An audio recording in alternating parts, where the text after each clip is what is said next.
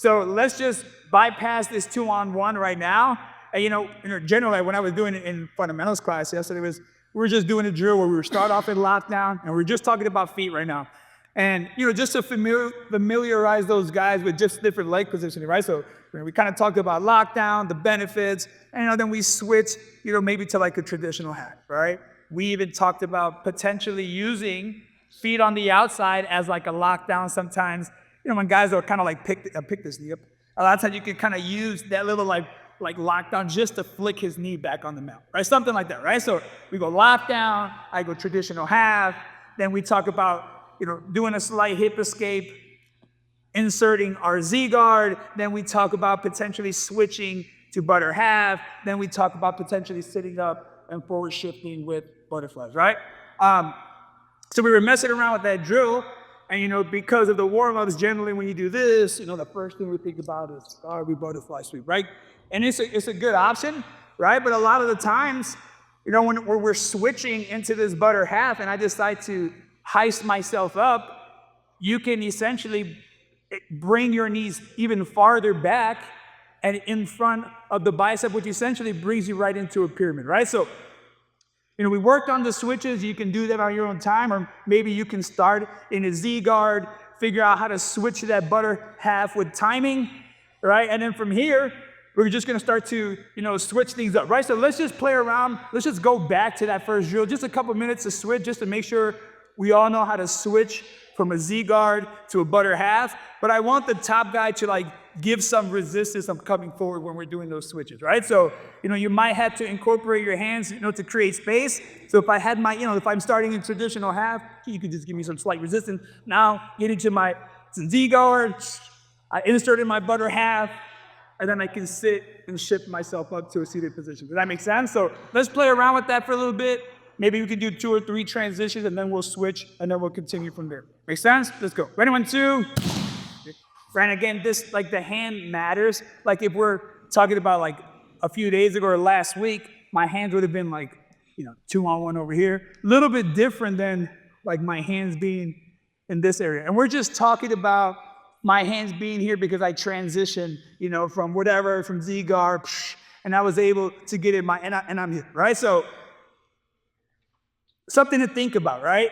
I've been doing this, I've been playing butter half forever, right?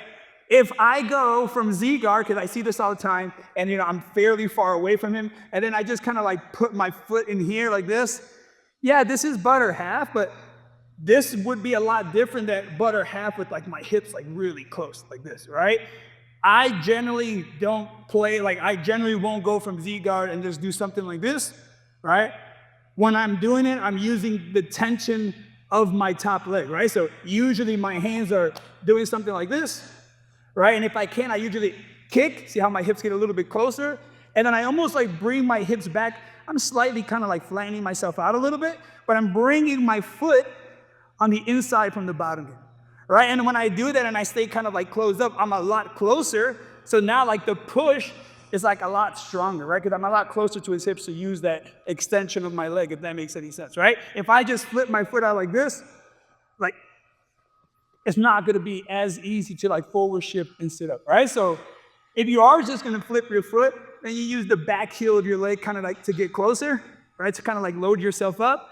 But then again, we're, pushing with that top shin, trying to retract my right knee, and then I'm looking to sit up with butterflies, right? But before I do that, I'm gonna look to change the orientation of my hands, right? So doing this is a lot different than doing this, right? I want to grab right over his elbow or his tricep, and I want my forearm on the inside, right? I could win this inside battle most of the time. If he tries to pommel his arm on the inside, my elbow comes in. So generally, when I have it out here, I try to keep some tension on that forearm side, right? So that I don't have to be bringing my elbow on the inside.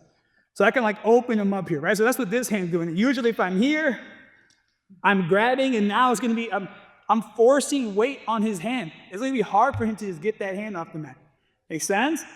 My left hand is almost C-cupping right over this armpit area here. And my left elbow will be wedging his forearm on my side, right? So when I forward shift and I look to sit up, my right knee should be in front of that shoulder, right? So if I was here, I'm going whoop, and I'm dragging that knee right back in front of that bicep. Does that make sense? I haven't switched to an overhook, right? This isn't one of those I'm gonna flip rubber guard type of thing. I'm just looking for pyramid, meaning my knee stays in front of the shoulder, I fall to my right side, and my heel will meet its knee, right? You know, if you're comfortable, you have some dexterity, you can kind of like do this and kind of keep your head close. You'll see what I mean in a second. If you need some more space to clear your leg, your head might have to go back, right? So if I'm doing this and I look to fall to my side, boom, see how I can stay kind of crunched up? I'm like pulling his tricep into my shin. I can do it this way, or if this is uncomfortable, a lot of times you can just kind of like slide to the wrist and take your head away. See that? See how my head's away this far? I'm still on my side. If I were to just let go of all the grips, it's like rubber guard, right? So when people say, oh, like flexibility, blah, blah, blah. You know, I've been saying this for a while, right? Rubber guard would just be the leg first, right? And I'm just doing it wrong like this, but it would be the leg first, right? And then sometimes like, boom, you work your knee out, right? Pyramid. If I wasn't flexible, right, I'm just in full guard, maybe I work my knee first and then my leg. Okay, we're still in rubber, it's the same thing, right? It's just, we put the pieces in a little bit different, right? So I'm trying to get here. The entry is just a little bit different from what we just did, but this is the position here. Does that make sense? So when I'm here, right, I don't want to just sit up like this, because now it's like regular. He might even body lock me, blah, blah, blah. So I want to like try to maintain inside positioning, having your knee inside as well. That's the benefit, right? So if I was here and I'm ready to go, even if I was doing like this arm and I had to just boom, putting some weight on that wrist, making it hard for him just to like disengage. My left hand would have been here. I'm just going, whoo. So like right away, I kind of scoot it in. I want to make that connection. I fall to my right side. Again, I still have that shotgun grip. My heel connects with my knee. I can let go of this hand. And again, I'm not the one to be doing hugging like this. I should be like pushing and clamping down with my knees, right? I probably wouldn't let go of this wrist in a real match, but for right now, let's just let go and hold your leg like this, right? Just like this. My arm's on this side. Hard for him to get his head in front of mine, so I can kind of keep his head off that center line. Does that make sense? So we're in that, if you start off in Z guard, we're entering into butter half, so figure out that transition. And depending on where your hands are, you know, if you're doing something like this, maybe you have to like switch like this. If your hands are like framing like this, probably an easy transition.